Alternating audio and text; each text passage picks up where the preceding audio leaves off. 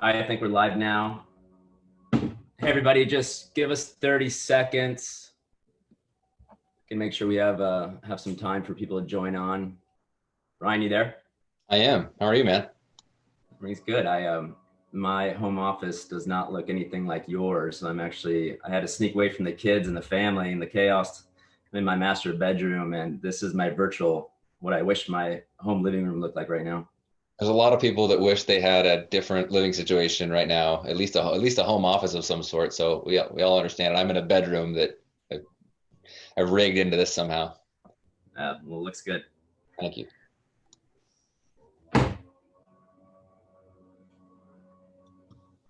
All right, I'm going to get going. Good morning, everybody here on the West Coast. Good afternoon to everybody on the East Coast. Hope you're well. Hope you're safe. Hope you're enjoying time at home with your families. During a lot of my free time, I'm just calling people, my friends, my family, clients, past clients, not to talk about real estate, but really just to see how they're doing, checking in, making sure they're safe, seeing if they need anything. But nonetheless, 9 out of 10 times, the real estate conversation comes up. There's a lot of questions, and I'm answering as many things as I can. But look, things are changing every day in the real estate market. There's a lot of different things going on with lending, and people want to know what's going on with interest rates. Where are they now? Where are they going? What are banks doing? Who's lending? What's going on with jumbo loans? Forbearance is a big question right now. My tenants haven't paid. Can I stop paying my mortgage? What happens? What happens after 6 months? Am I forgiven, or does it get tacked on? Or does it get tacked on at the end of 25, 30 years, whatever it is? So I thought I'd get with Ryan, and Ryan, I'll get to you in a second, but just Yeah. to provide you some value. And if you don't have time to listen to this right now, I encourage you to come back. When we're done, it'll still be posted on Facebook, and you can take a look at it there. But fortunately, I have a great relationship with Ryan Grant of the Ryan Grant team. He's one of the top mortgage brokers in Orange County, if not the top mortgage broker in Orange County. So Ryan, thank you for being here. Yeah. I guess we can get started. You can tell us a little bit about yourself, and then I can kind of cue you up with some questions. And then once this is all done, guys, we'll open it up for Q&A. So Ryan, I'll let you have it for a little bit. Yeah, I appreciate that. So my name is Ryan Grant. I work with, I run the Ryan Grant team here in the Pac West region of Fairway Independent Mortgage Corporation in Irvine, California. And we are, fortunate to be, among the top lenders in the country. And, we're happy to be on today to help you and all of your clients just kind of really understand a market that's really trying and can be a little bit unnerving by not knowing what's happening. The understanding is that rates are really low. Sometimes people are seeing that, sometimes they're not.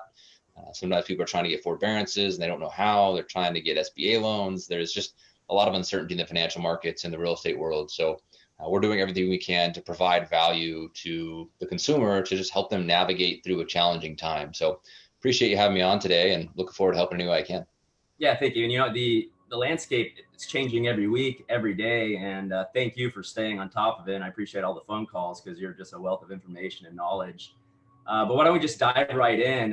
So you mentioned forbearance, and obviously right now there's a lot of people out there that are having a tough time paying their mortgage, and also investors, people that own income properties.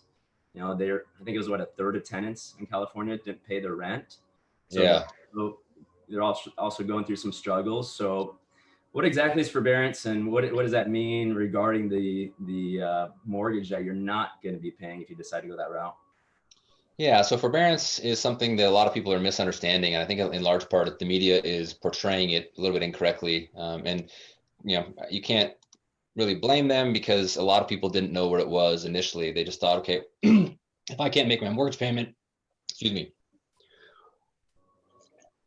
if I can't make my mortgage payment, then I'm going to get a forbearance because there's no barrier of entry. Anybody can get it, assuming you have a Fannie or Freddie mortgage. It's not, you don't have to show a hardship. You don't have to show loss of income. You simply call the servicer. They ask you if you want 3 or 6 months with the opportunity to extend it for another 6 months. And then you're in forbearance.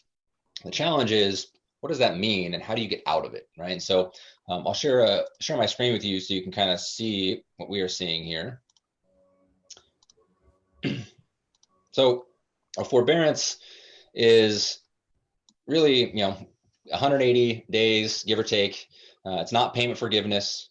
You can pay as much as possible during that time, but if you can't pay any, it's forbeared into existence. And then there's no negative credit impact, which is really great because you're not being considered late in your mortgage payment. But the really important note here is that prior to the end of the forbearance period, financial hardship status must be evaluated to determine the next actions. So for easy math, let's assume my housing payment is $2,000 all in. And if I can't make my mortgage payment, or I don't want to make my mortgage payment, I can get, let's say I get 6 months off. Right? So that means at the end of that 6 months, I owe the $12,000 for the 6 months that I didn't pay. And then at the 7th month, I'm going to have to, figure out how to go into my next action, which would be pay my 7th month plus all 6 months previously. That's called the reinstatement. And lenders are going to look and see if you can pay that, right? So if you can, if they look at your bank statements and your assets and they see, look, you have that money, they're going to require you to pay all $14,000 at that time, right? Which nobody would want to do, right, in 1 month, right? They're thinking they're going to push this off or kick the can down the road. So assuming you cannot do that, if you can, that's just what the strategy is going to be, and you're going to feel really bad that you didn't know that, and otherwise you would have just made your payments normally. Another thing we don't know is how lenders are going to look at forbearances on the other side of this, right? So we'll talk about interest rates here later on the call, but interest rates are expected to be extremely low. So if you were planning on moving up and buying a bigger home, or buying an investment property, or taking advantage of an opportunity that may exist, or refinancing to an incredibly low interest rate, but your forbearance plan, they haven't given us guidance on how they're going to look at that, on if you're going to be eligible. So a lot of people may put themselves in a situation that they didn't need to get into, when all they were doing was just saving up this money and paying it all at a lump sum later. Now, if you have to go into forbearance and you won't be able to pay the reinstatement at that time, then you go into these 3 options.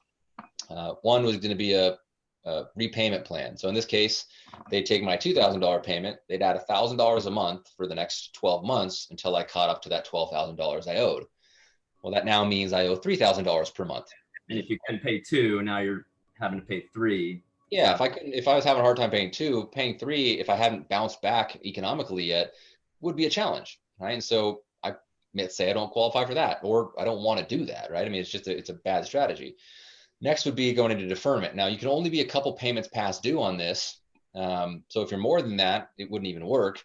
But if let's say you're a couple payments in, you just can't repay the whole thing, then they can do what's called like a secondary lien that they'll put on title, where if you refinance, if you pay the home off, if you sell it, then you'll have to pay that amount at that time. But the loan term is not extended. So you could even have a little bit of a balloon payment towards the end of the loan. And so very few people, in my opinion, will probably do this, because I think a lot of people are going to be more than 2 payments outstanding. And then last is going to be modification. And this is one you want to avoid at all possible costs. Now, some people will have to do it, right? Or they'll have to sell. Because modifying your loan means that even if you could go back to making the $2,000, your income, let's say it hasn't even got back to the point to where you could pay that amount. So now you do a modification with the lender where they readjust your terms. Maybe they extend it back out. They adjust your interest rate on for the next 3 years. And there's all sorts of modification terms that can happen.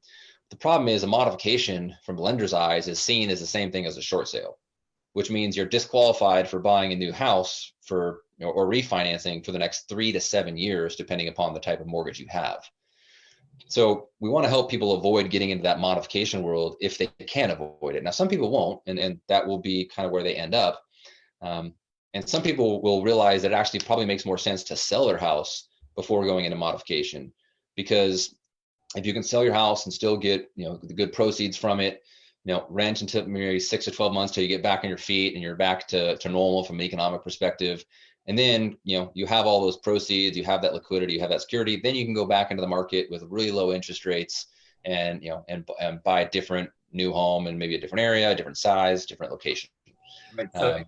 So moving forward, I mean, once all this settles, as far as new inventory hitting the market, do you think that's going to be a good chunk of not distress, but people that need to sell, that had financial hardship, that need to liquidate, get out of the market, sell their assets? I mean, is that more of kind of an entry level inventory you see coming that might fulfill some of that millennial demand?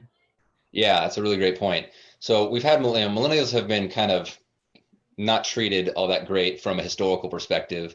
In 2008, they're getting out of college, getting into entry-level careers, and then the financial crisis happens, and then they go live with mom and dad and save money and have roommates, and then they finally are starting to have kids, getting married, and then they have a pandemic that have people lose their jobs at an unreasonable rate. So there's been this pent-up millennial demand. And the majority of millennials are between 34 and 38 right now, which is prime first-time homebuyer years.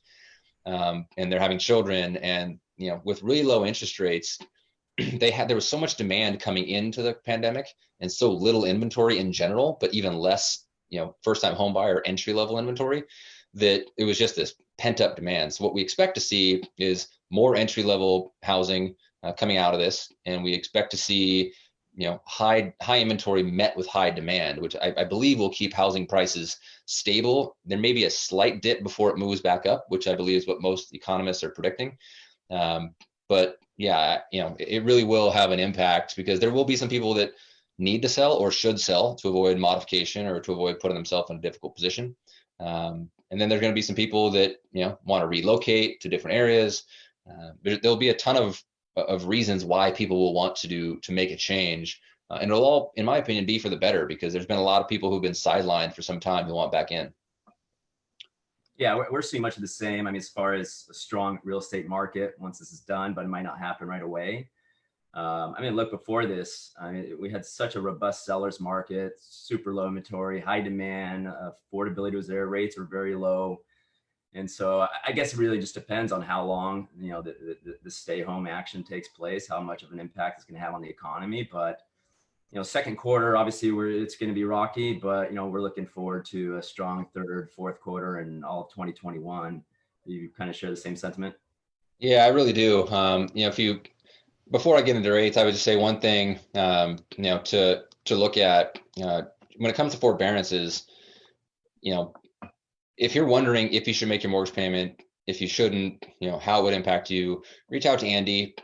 If he can't answer for you, he'll direct you over to us, or or a lender that or you trust. But this is why it makes so much sense to work with real estate professionals and mortgage professionals that you have a legitimate working relationship with, not just a transaction one time, but a team of people that are proactively helping you navigate the changes and evolutions that are inevitable to happen in life. Because this is the time when, if you just call your servicer because you can't even remember who gave you your home or who sold you your mortgage, your servicer is not going to give you the information that is really beneficial to you. They're going to give you information they need to give you, but they're not going to help you navigate as it relates specifically to you. So please, before you make any decisions, just make sure they're the right ones and run them by people that you trust, and like Andy and his team. So we'd be happy to help there.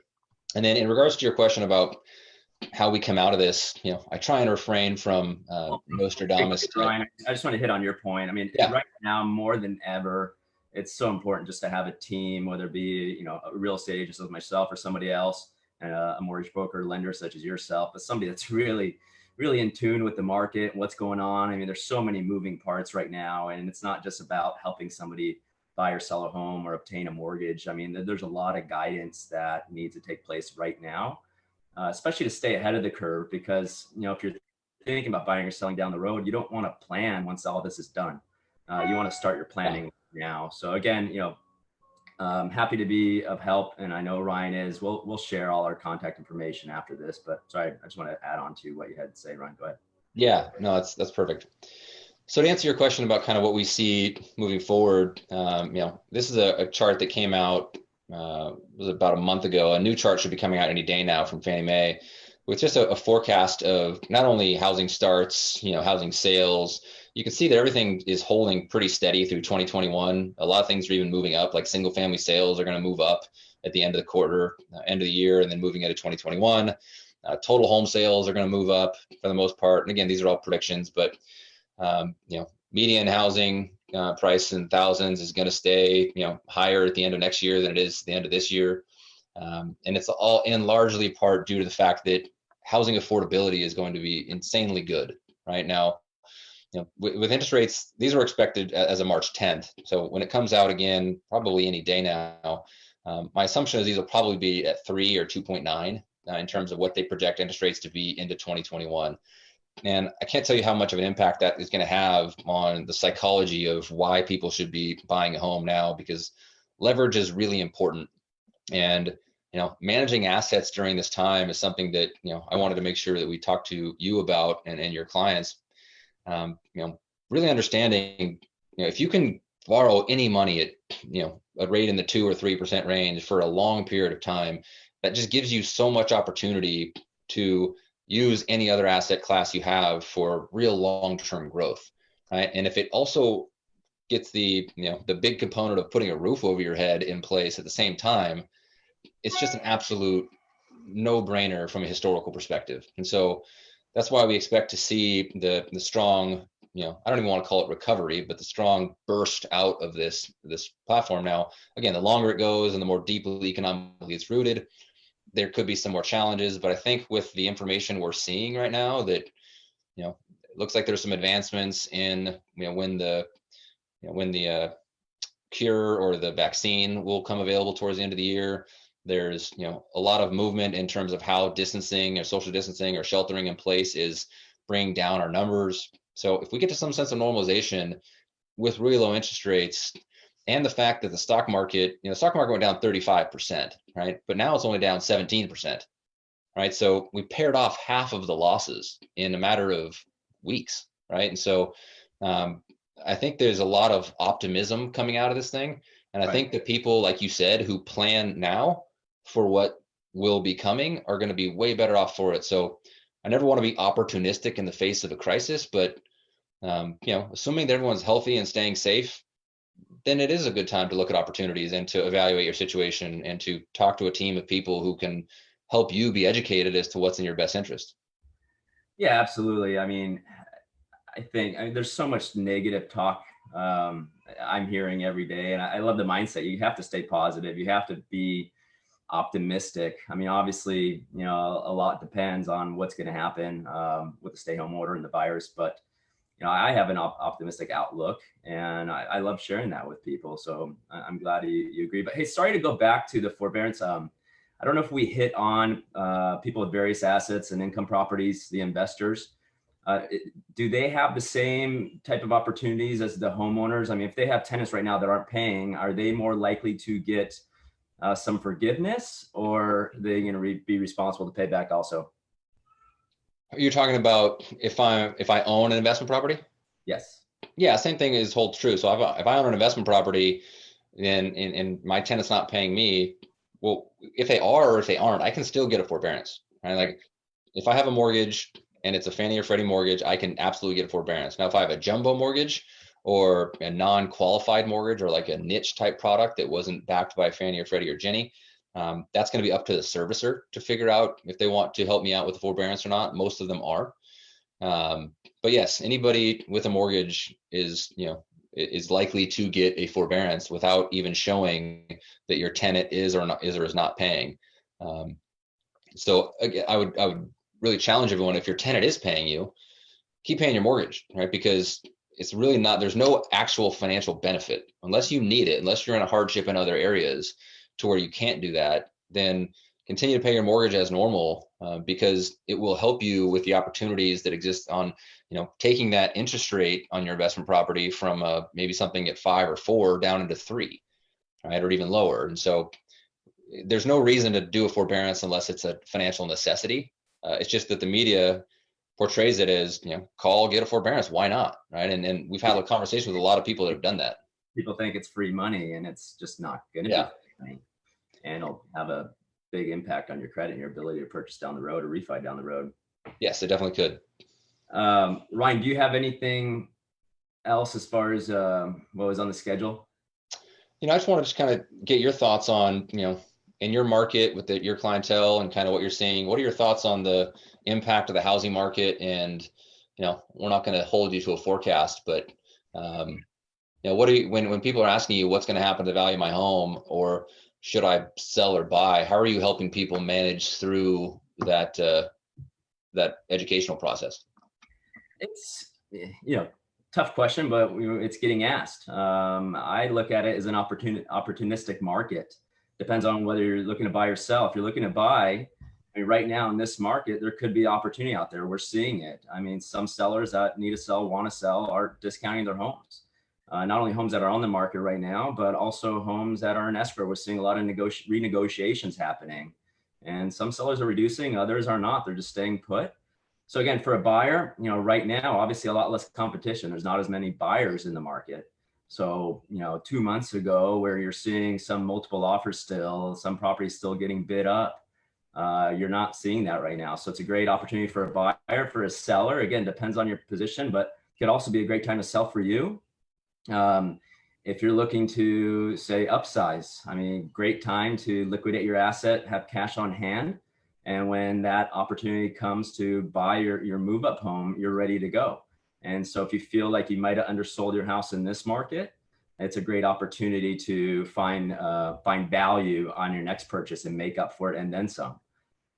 So again, just depending on your situation. I mean, right now, obviously inventory is down. I think, roughly 1,350-ish homes hit the market in Orange County in the last 30 days. That same time period, just the same number of homes either went on hold, they were withdrawn or canceled. Yeah. But we have really no new inventory hitting right now, and there's about 1,900 homes currently pending or under contract. So what that means is moving forward, and all those homes aren't going to close, right? Out of the 1,900, sure. I think it's 1,900 or so in Orange County in escrow. So say a good portion of those sell and close escrow, you're going to have a lack of inventory moving forward. And I think a lot of that has to do with a lot of sellers right now are just waiting to list. I have a good amount of sellers right now that's really on pause, waiting to clear before they list their home. So we're going to see, in my opinion, a big surge of inventory hitting the market, not only out of maybe some desperation out of this, but sellers that have been planning to list in the spring market and don't have that opportunity right now. So, I do see some opportunity coming in the next 2-3 months. But as we discussed before, I think, real estate is solid. It's always going to be solid. I think we're going to come back strong. The third quarter is going to be amazing, and leading into the fourth in 2021. Yeah, I agree. And to your point about the transactions that are in process, there are going to be some challenges there that I think, if any of your clientele are listening, or anybody watching this that is either representing someone in a transaction or of themselves in a transaction, the one thing everyone wants to focus on right now is just continuation of employment and income, right? With 17 million unemployment claims in the last 3 weeks, that's basically 1 in every 10 people is having an income challenge or being furloughed or let go. Banks and lenders are really scrutinizing, current income, future expectations of income. Self-employed people are going to have some more challenges than normal. And so, people like non-qualified mortgages, things that are outside the box, like bank statement loans or niche products, are basically done. As you said earlier in the conversation, jumbo financing is becoming more restrictive. Some banks, like I think Chase just came out and said they're not going to do anything below 700 credit scores. So everyone's going to start to really retract in terms of their risk tolerance. That's why it's super important right now to plan, right? Like, I don't care if you own a home, if you don't own a home, if you have a mortgage, if you don't have a mortgage, having the conversation with someone that you trust to help you navigate both the pitfalls that you could face and the opportunities that you may miss is really important, right? And that's not common in our industry. In our industry, it's, realtors sell homes to people who want to buy or sell them, and mortgage lenders give mortgages to people who need mortgages. But there's usually not a lot of forward proactive planning. And that's what we're known for in our practice. And I know that's what you're known for in your practice. So to anybody watching this, take that advantage. It doesn't cost anything. There's no commitment. No one's selling you anything. But you'll find a lot of value in it. And it's something that I think that will help you navigate these challenges at a high level. Yeah, absolutely. And, I think you operate the same way. But obviously it's great when your clients call you and say they want to buy or sell a house. But, in my business, it's constant reach out, knowing what their plan is, knowing when they're ready to make a move. So, again, now's the time to just make contact, see how everybody's doing, really just check in on their health, their safety, their well-being. But again, if those real estate conversations do come up, and Ryan and I are here to help guide you, help you prepare, help you plan. So please don't hesitate to reach out unless you don't hear from us first. Yeah. Should we do a little Q&A, or do you think we've covered most? Sorry, my phone is. Yeah. Do we have any? Let's see. Tom, are you managing the Facebook chat? Yeah, you guys have actually answered most of the questions. We do have a quick question from Marley. This question is for Ryan. Will a buyer need 20% down? What FICO score is currently required? Yeah, both really great questions. So 20% down is not required. Some lenders are requiring it, some are not. It depends upon the loan type and the product. So like jumbo loans oftentimes need 20% down, but there are types of financing we can do where we can do like first and second. So we can keep the first loan at a conforming number, and then we can do a second loan that allows us to get up to like 1.2 million in terms of the total loan amount. Otherwise you can still do as little as 3% down, 3.5% down. There's still, low down payment financing that exists. The credit scores have changed and have increased. So for refinances, a lot of people have moved to 700 not always. It just depends upon the program. And it also depends upon the time, because literally from the time we started this call to the time we get off, things could have changed. Like things are progressing and happening that fast. But credit scores still can go down to 660. Some people are a little bit lower. And so it's really just every lender's risk tolerance. So I never want to answer those types of questions with, yes, you need this, or yes, you need that. The best way to answer the question would be, let's figure out where you stand today. Let's figure out what you want in terms of your goal. And then let's just help you accomplish it the best way we can. And then we'll navigate those changes and guidelines or terms appropriately to help you accomplish it. Awesome. Hey, Ryan, I know you had 30 minutes. I appreciate you being on the video with us today. So much value, so much knowledge. I learned a lot. I hope the viewers learned a lot. Ryan, if anybody wants to contact you down the road, is it ryan@ryangrantteam.com, or is there another email? Yeah, team, it would be better because that's always managed and monitored. So team@ryangrantteam.com. Tom, you can put it on Facebook there, and you can also post it in the chat. But yes, team@ryangrantteam.com, or you can just go to ryangrantteam.com is our website. Our phone number is there. You can contact us there. And again, we're less interested in helping you get a mortgage and more interested in helping you learn what you can do, or more importantly, what you should do. And if a mortgage has to do with it, then we can help you with that route. But oftentimes it's just advice on everything real estate or financially related. And that's, we handle the finance side and we leave the real estate side to Andy and his team. So you guys would be in good hands, and we'd be happy to help. Hey, bud, I appreciate it. You stay well, stay safe. You too. And hopefully we can do this again soon. Okay. All right. Everybody, stay safe. Talk soon.